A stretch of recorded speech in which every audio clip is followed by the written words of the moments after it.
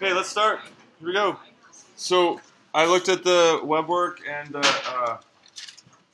there's pretty high success on all the problems. So instead of doing web work, we'll do this, and we'll use shells to do this. So one thing that these volume problems are good for is you can actually derive the formulas that you've taken for granted your whole math career, like just the basic geometry formulas.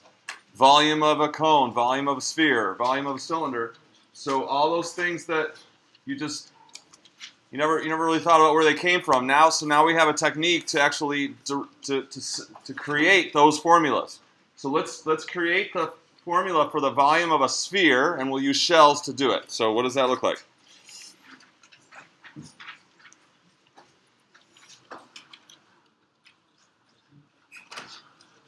So one thing, you're going to have some written homework for Wednesday, and you are going to do something. You'll derive the volume of a cone. Okay, so we'll do a sphere here in class. So for a sphere, what we need is it's based on what. So all of these volumes that we're doing, we start with what? What do we start with?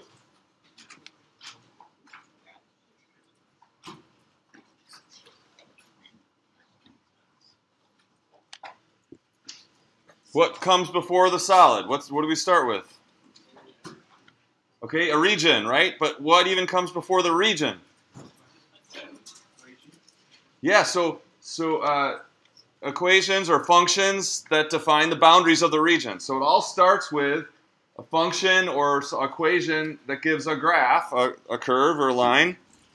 So what curve or line do we need if we're gonna try to derive the volume of a sphere? What's it going to be? Are we going to use a line? Do something with a line? No? What will it be?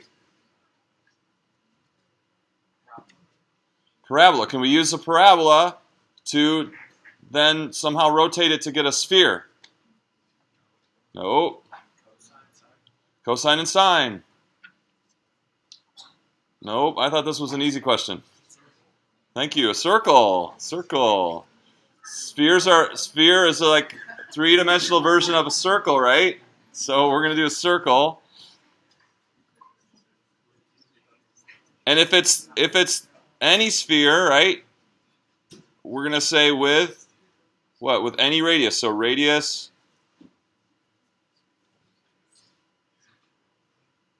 Let's call it big. Let's call it big R. Okay, big R. Because if we're doing shells, we're going to have a radius of our shell, so we'll call that little r. But then the sphere, so any sphere, radius r. So then what is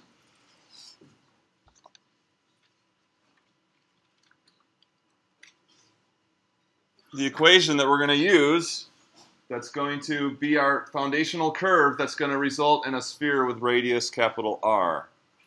Who knows their functions? Circular, so what would it, y equals for a circle?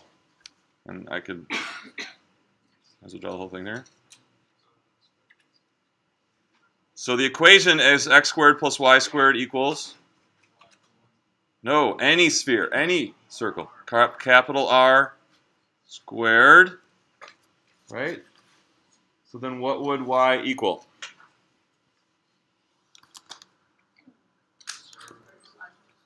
Yep, square root of capital R squared minus x squared. All right, and then that, so when you take the square root of both sides, you get plus or minus, right? Here's the plus, so plus is these points here, and then minus would be the bottom half.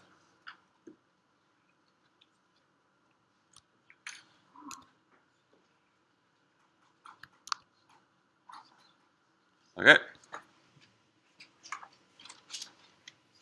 So what do we want to do? So we've got the equation y equals square root of r squared minus x squared, and then the bottom half would be, this would be all the negative y values that we had for the top half. So those two curves put together give us the circle of radius capital R. So what do we want to do? We'll take a slice like this. Take a vertical slice.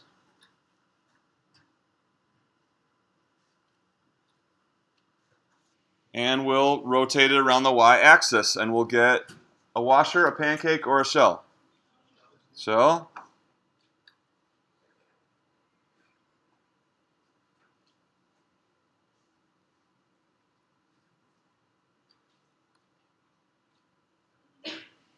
Okay, and so then if we then find the volume of that typical shell, and then start at the y-axis and add all of them up out to the ends of the circle, well, that will be the volume of a sphere. Okay, with this radius capital R. So we need the typical shell.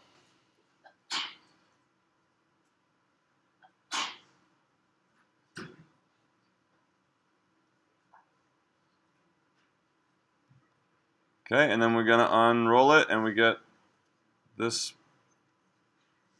thing here. And so then we have, the volume is rectangular solid. What's the length? L equals?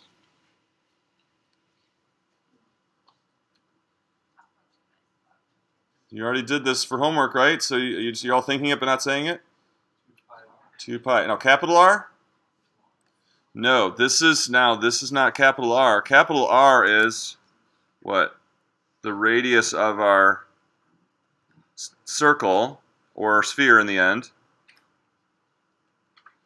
So this is the radius of a shell. So from here to here. And then what's the height? So the height is from, the height of our shell is from here to here.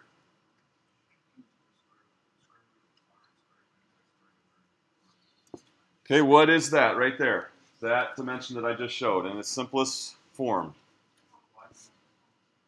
The height of the shell is y. Okay, so we could do a change in y, but we could make it's easier than that.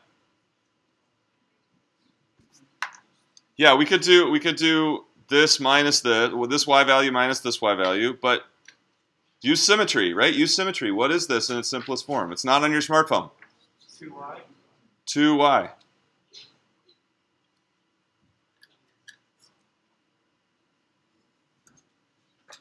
Okay, so that height is 2y. What is r?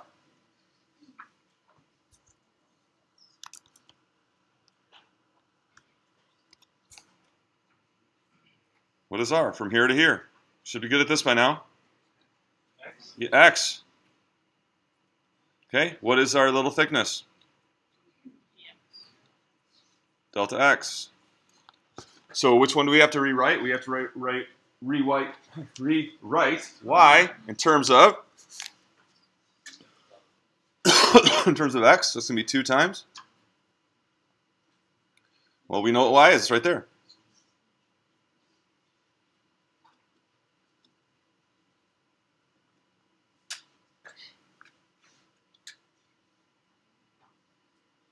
Any questions so far? So this, the only difference between this and the ones you did in homework is you've got this constant capital R in the mix, but that doesn't, I mean, so it could be a number, or it could be capital R. That doesn't change anything. But this should feel pretty easy, or just like the homework. Okay, so then volume of our shell, is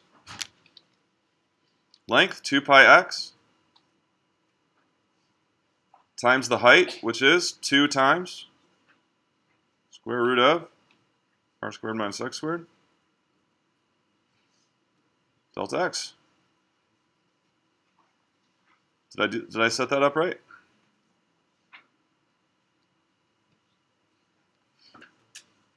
Questions on that? Getting just the typical shell. And so now we're going to what? Sum up all the shells, starting from where and ending from where? Negative r to r. Agree with that? When you get the limits, it's all based on that initial. It's all based on that initial strip that I drew, or this the whole thing here. So this was the initial strip that I drew. So you think of all the shells that we're going to do. Where's the very first shell? Where's that strip at the very first shell? And then where's that strip at the very last shell? It doesn't start at negative r, do you see? Where's the first shell? The first shell is like a straw right here at the y-axis. That's the first shell. The first shell we don't go all the way from here to here, do you see? The first shell is like a really thin, it's like a straw. Really thin and tall. And then we work our way out, and then we get the really, really short shell that's like all whole. Okay? So the first, we're going to go from 0, 2, and the last one's at x equals capital R. Do you see why it's not negative r to r? You think of where the first shell is. The first shell is like a straw on the y-axis. It's not way out there at negative r. It's like a straw on the y-axis, and then they concentrically, the radius gets bigger as they work out towards the ends of the circle.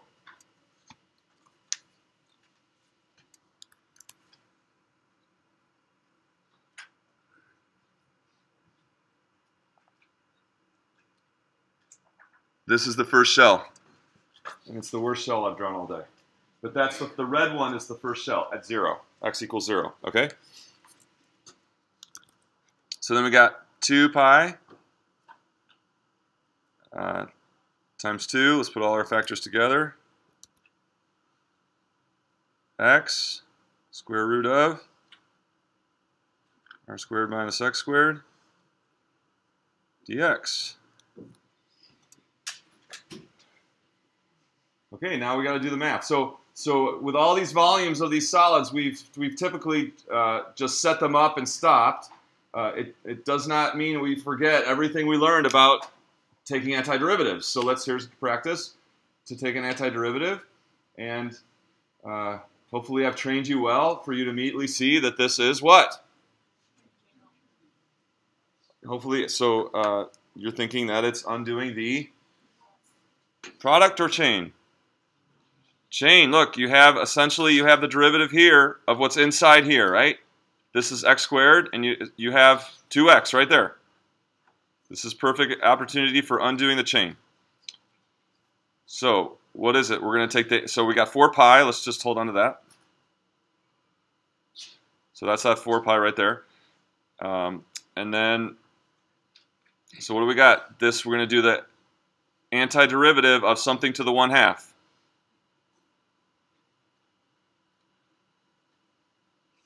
To the 3/2. Okay, and then I'm going to need 2/3. And I'm going to need negative 1/2. Do you see that? Because when I take the derivative of this, I'm going to get a negative 2x. So I'm going to need the 2/3, and I'm going to need negative 1/2.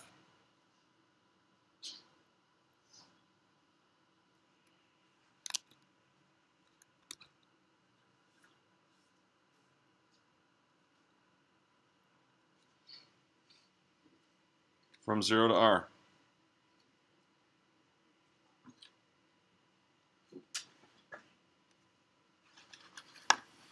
So 3/2 times 2/3 is 1. Then times r squared minus x squared to the positive 1/2. I'm doing the derivative. Times negative 2x. And then negative 2x times negative 1/2 is x. And then I've got my 4 pi. So I think this is right. Do you follow? Is it right? Okay. And this is so this being able to write down, reason it that way, and write down the antiderivative like that without doing a bunch of work was our goal for undoing the chain rule. Was that if you practice it enough, you could just kind of write these down. You don't even need a second attempt. You could do it on the first attempt. So hopefully you've evolved as well and gotten better at that. Okay, so we're going to plug in capital R and 0, and then subtract. So when I plug in capital R, what happens? Can you see? I'm going to plug capital R in for x. What's going to happen? 0, right? I'm going to get capital R squared minus R squared. So that first term, when I plug in capital R, is going to be 0. So I'm just not going to even write it down. So it's going to be 0 minus what I get when I plug 0 in. So it's going to be 4 pi. Oh, I hope this works. What are we expecting to get? What's the answer supposed to be? Does anybody remember the volume of a sphere? 4/3 pi. Okay, cross our fingers, right? No. Trust. It's right. Okay, here we go. So capital R squared minus 0 squared to the 3/2.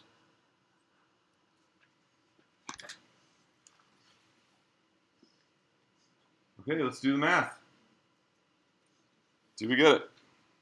So the negative and the negative is positive. That's good.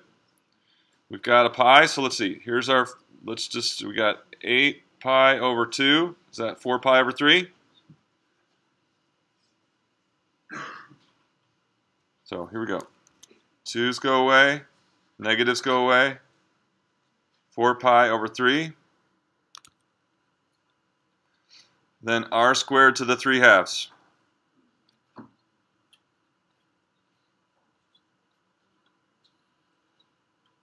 Got it.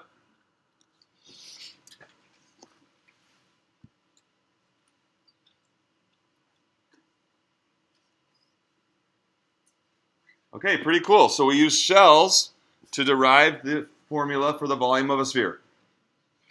Anybody have a question? So that shouldn't have felt any harder than the homework.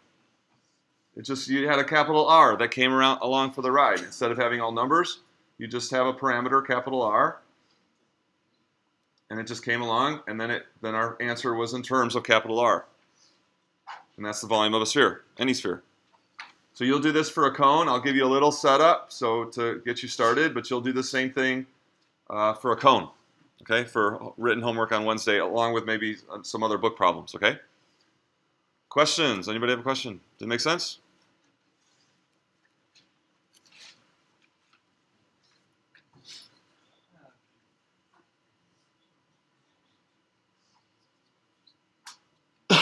Okay, so then there's another type of solids we can do. Can I erase? Everyone's good? Right here. We were subtracting, right? Because this is where when we plug in 0, we subtract all that. Yeah, upper limit, you get 0. That's the 0 here. Remember, when I plug in R, this whole thing is 0. And then minus what I get when I plug in 0. You see? So that's that minus right there.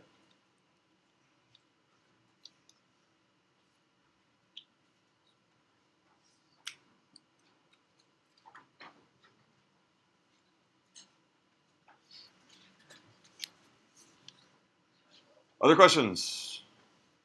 Okay. So there's another type of thing that you can generate solids without using revolution. Okay, so for instance,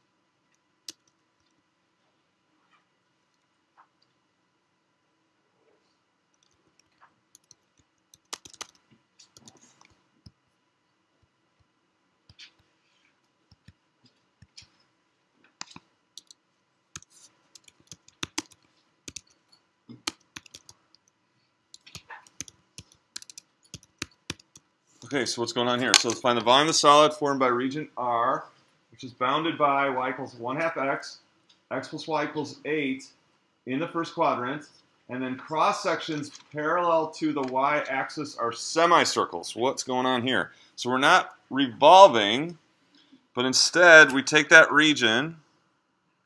So let's draw it. Here we go.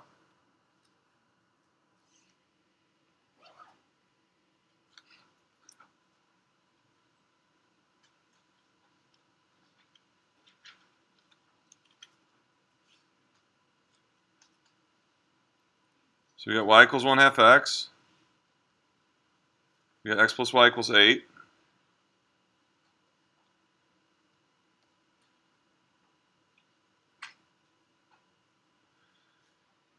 And so then cross sections parallel to the y-axis are semicircles, meaning if we slice this thing parallel to the y-axis and then look at it like from my view, okay, so we imagine a solid that's coming out at you guys, and then if you sliced it parallel to the y-axis and then looked at it from where I'm standing, I'd see semicircles.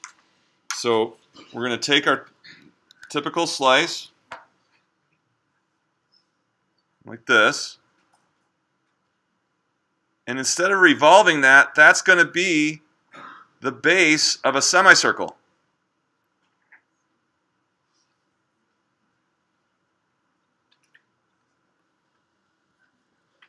So that's supposed to be, get rid of that. Let's try this again.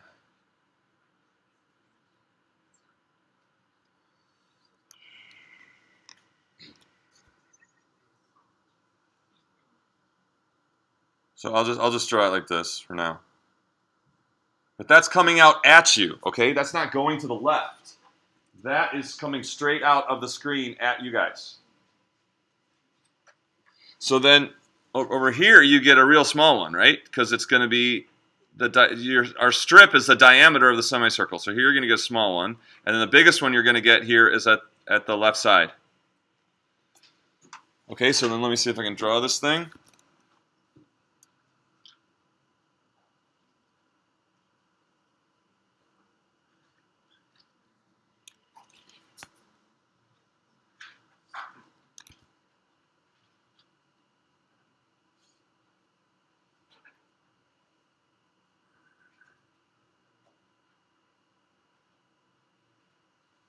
So you get all these things are semicircles.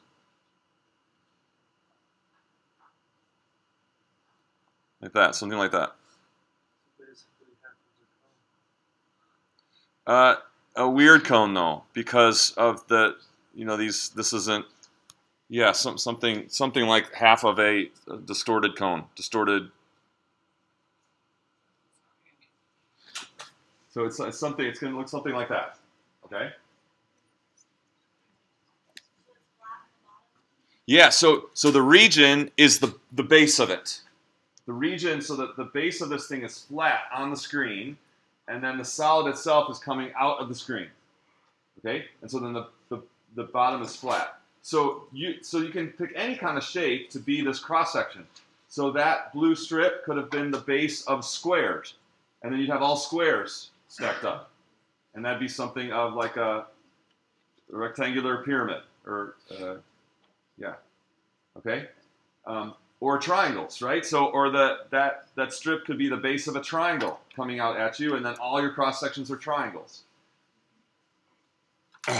So we're gonna do the same thing, right? So we're gonna find the volume of the typical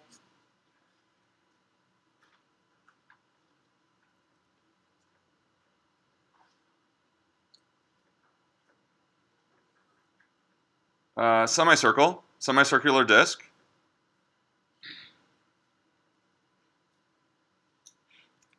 Not drawing good today.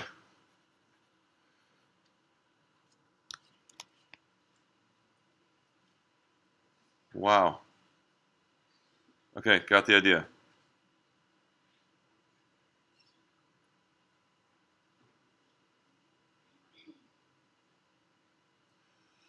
Okay, so volume of the semicircular SCD, semicircular disc.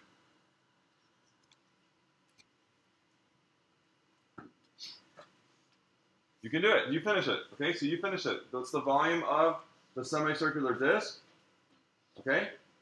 And then you're going to add up all the discs from left to right. From the first one, which is the biggest one, all the way to the point disc where they intersect. You're going to add them all up, and then we'll have it. Go. You do it. You finish.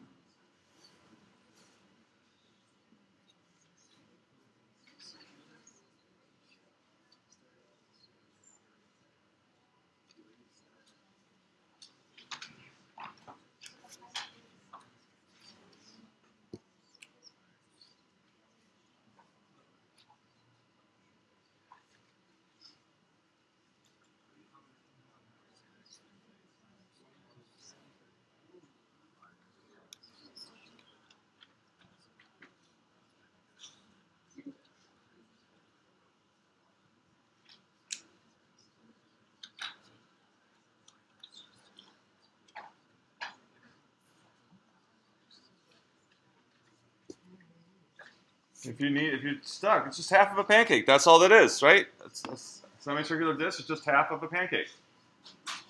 Piece of cake. Piece of pancake.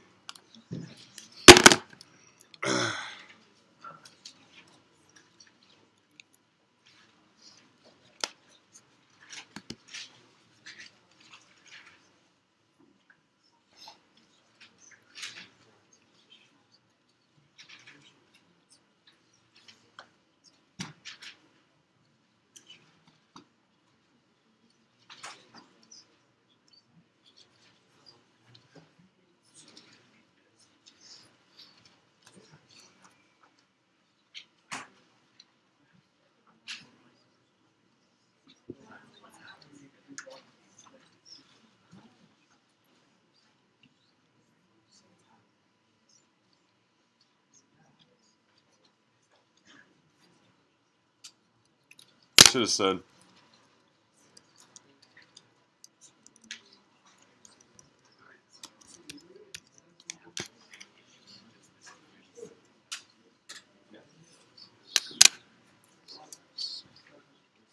Discs. What is it?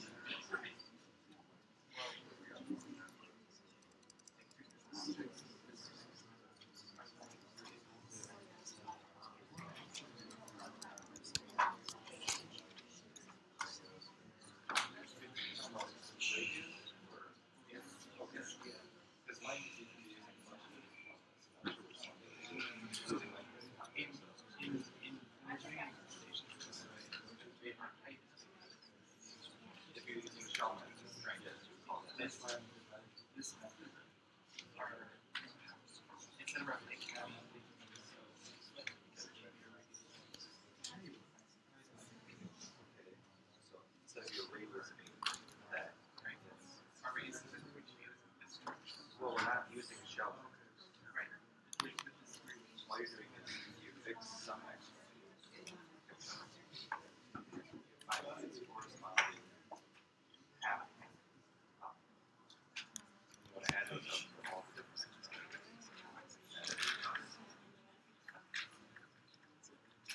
X sum, X value in the circle. You have a corresponding half pancake.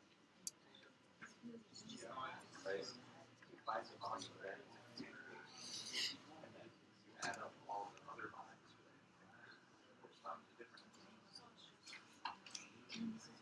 We're not rotating anything.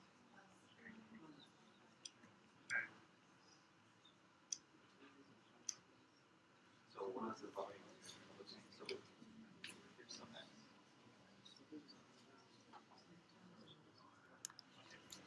What is the volume of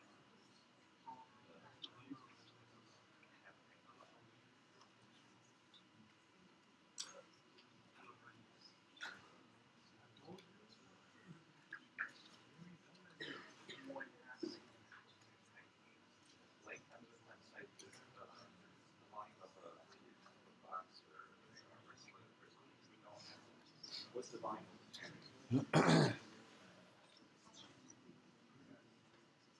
Just the tire square. Because you have tire squares, the area of the circle times height to extend it. In this case, what is the so then it's just tire squared h over 2. So we need to figure out what is h.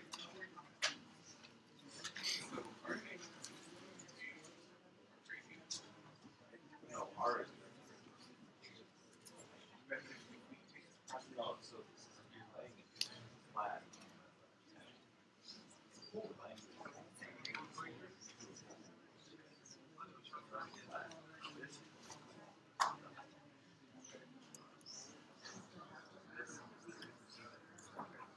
Here, this is not this is this. So what is width? So what is this height?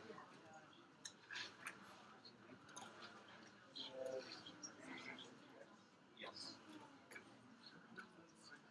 And now the question is, what is this radius? So it's half. Yes. Yes. And so we're going to be respecting x, changing x. So what is the height here as a function of x? Yes. So r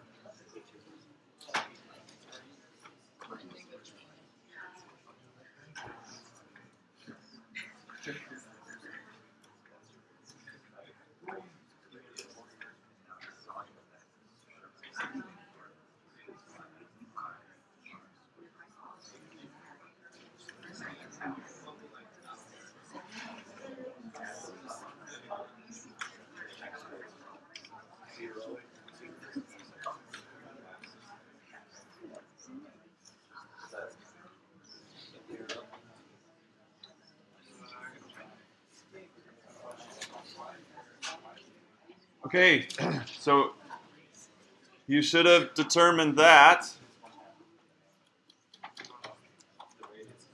the radius would be half of the change in y between those two lines. The radius would be half as much as, because that whole, the distance between the lines is your diameter, so your radius would be half as much. You get the radius would be 1/2 of the y value of the top line minus the y value of the bottom line. And so that would be 1/2 a minus x minus 1/2 x. And then the volume of the disk, or the half disk, is just half pi r squared h. And then the intersection is 16/3, 8/3. So we're going to go, the first half disk is going to be at 0 on the y-axis, the biggest one, all the way down to the point disk where they intersect at x equals 16/3. Questions on that?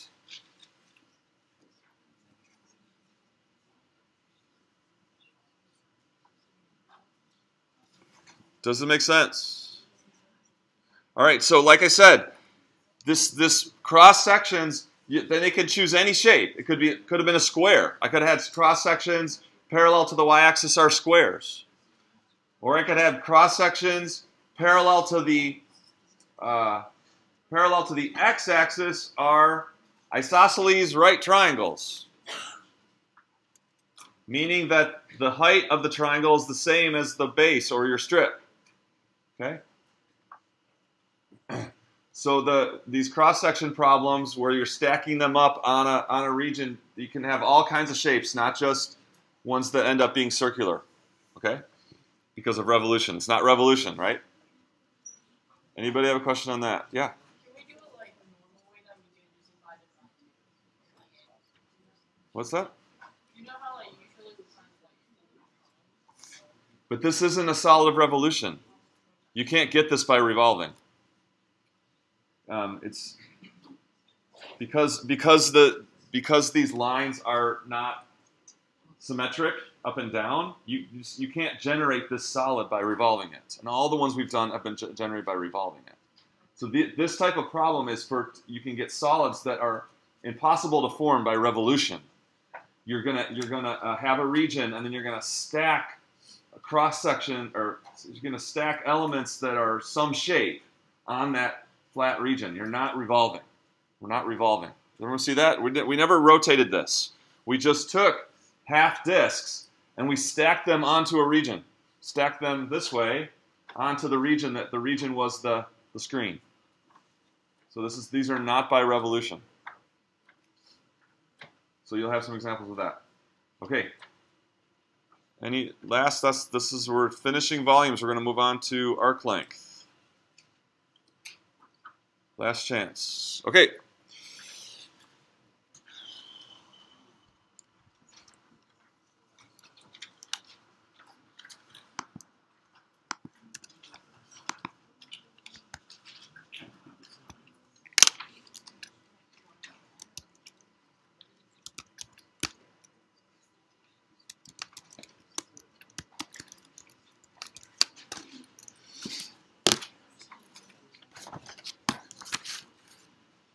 All right, so we know that we've had this pattern, right?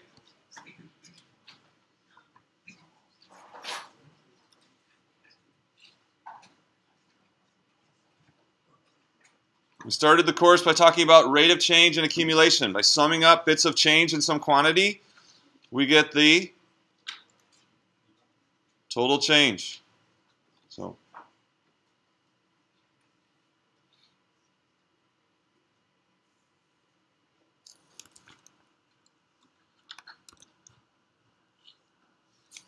and then we summed up what? Areas of strips across a region, and we got total area. All right, and then we just summed up what? Volumes of elements. Well, we had all kinds of elements, right? We had pancakes, we had washers, we had shells. Now we have other elements. We could be summing up square volume elements, triangular volume elements. You'll see some examples like those, like the one we just did.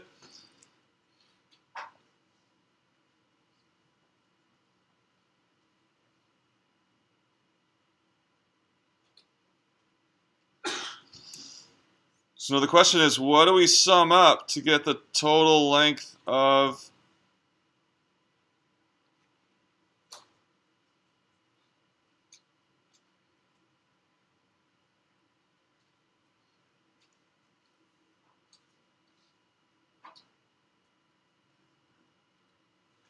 total length of a curve? So we have some function, and we're going to restrict it between two points. So there's some arc length on any function. What are we going to do to get the total length of that curve? So it's going to be integration. It's going to follow the same pattern. So what is our element in this case? What is our element going to be in this case? So let's see. So you might have an idea. Okay? So we said the change in the length of the curve.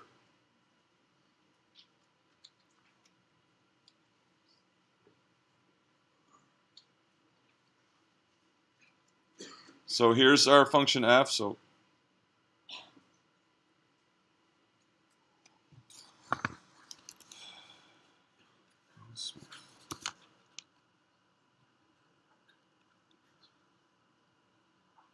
this is so there's some curve f like this.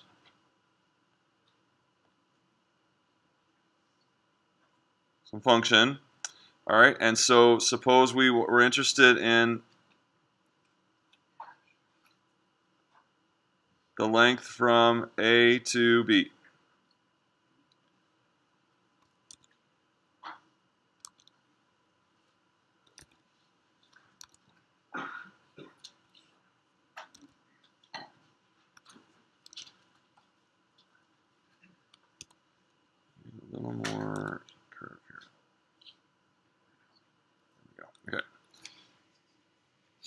So we want to take it from A, say starting point here, to B, and we want to know. I got a shaky hand today. We want to know what that arc length is from there to there.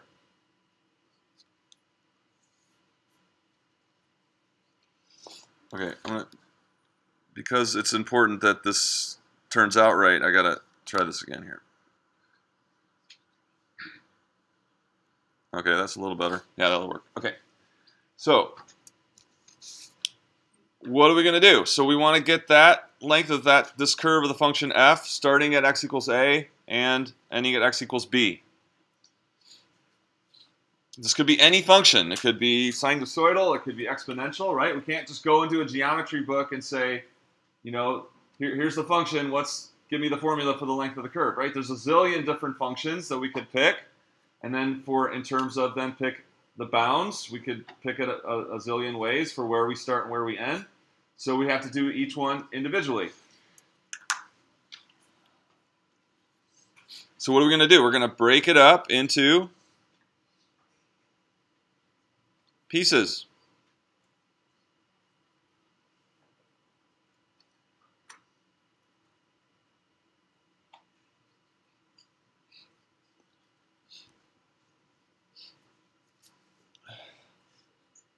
And so we're not going to add up little arcs. If we were adding up little arcs, I mean, that's the problem itself, right? So like if I just took one of those pieces and said, oh, let me just take the length of that amount of arc, well, that's the same as the original problem we have, right?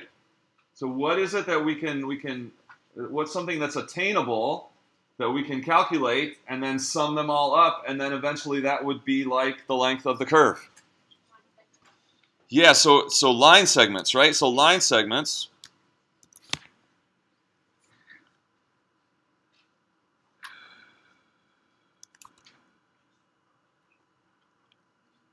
So let me do, they're just not going to show up. So let me try it here.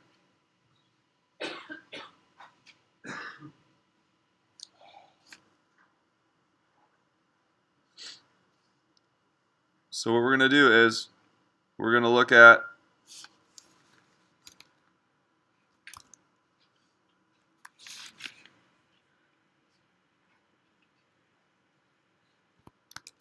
wow, you guys, sorry.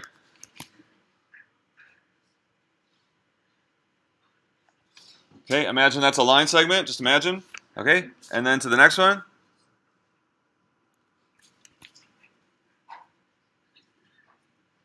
That was better.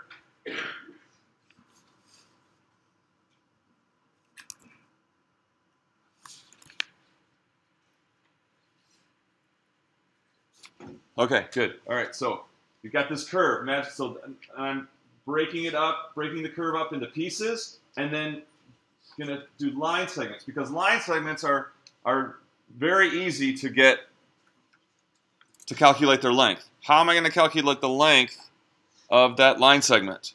So if this is, say,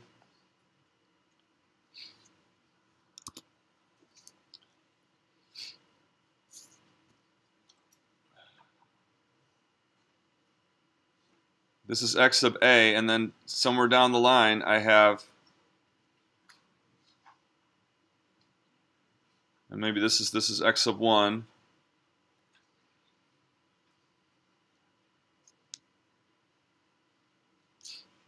And then x sub 2. These are x values of these points that I decided to break up the curve at. Okay, these are the x values of the points I decided to break up the curve at.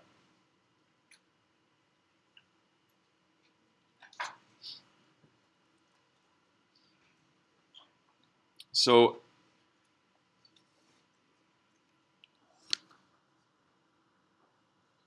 somewhere down the road,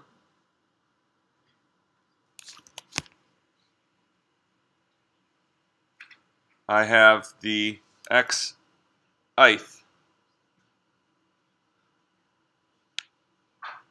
and then the function value there is, or just use y, that's fine, or f of xi. or yi. So this is any typical chunk of how I've broken up that curve into pieces. I'm looking at one particular element. So we go x1, x2, x3, and then somewhere down the road, xi. So this xi, yi represents any of the coordinates of the points that are like a starting point for one of my segments. So how can I find the length of that?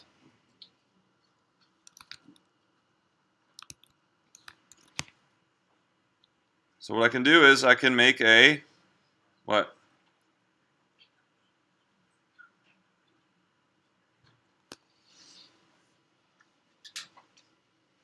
Imagine making a little triangle, right? Imagine making a little triangle. And then this dimension right here would be my change in x. My change in x. So the distance from xa to x1, from x1 to x2, from x2 to x3, it's this change in x as I go from point to point along the curve. And then this here, so xi, say xii, for the ith. Okay, and then what's this then? That's the change in y in the ith interval.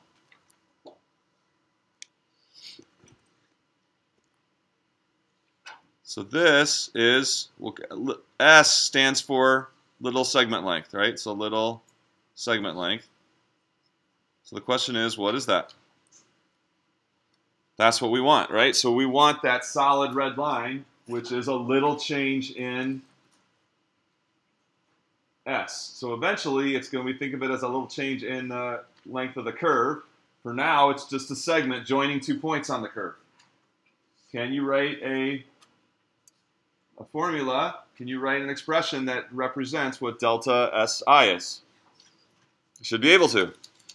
And we've picked a line very strategically so that, or a line segment, so that we can do that, right? If it were curved, then we'd be in the same boat we were when we started the problem, right? So what is that? You should be seeing a right triangle, Pythagorean theorem. So B, the square root of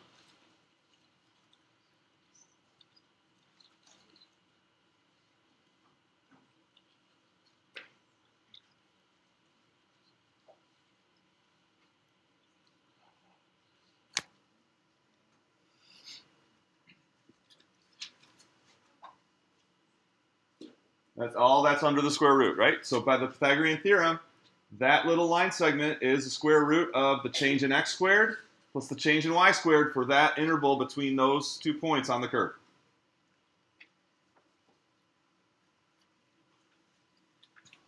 Okay, so what are we going to do? Now we're home free. So the curve length is, we're not quite ready for that yet. But the first thing we want to do is we want to what? Sum up all these line segments to get some kind of approximate for the length of the curve. We're going to sum up all those line segments. So sigma is our sum. I equals 1 to however many we have, and we're just going to sum up the line segments. And this is going to be an approximate length of the curve.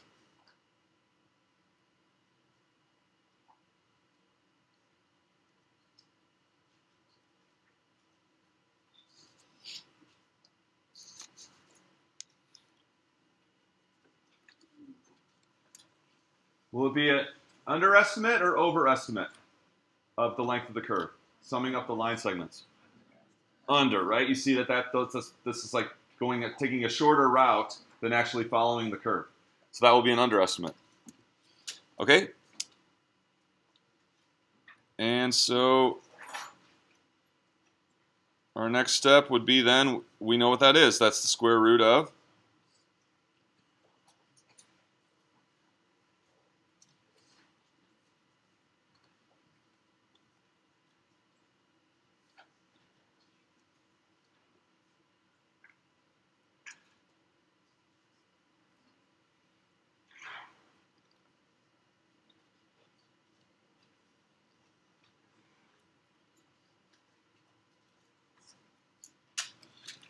We're going to sum up all those square root expressions. We sum up all those square root expressions. We're summing up all the little lengths of the lines, and we're approximating the length of the curve. Okay, so there'll be homework for Wednesday, and I'll post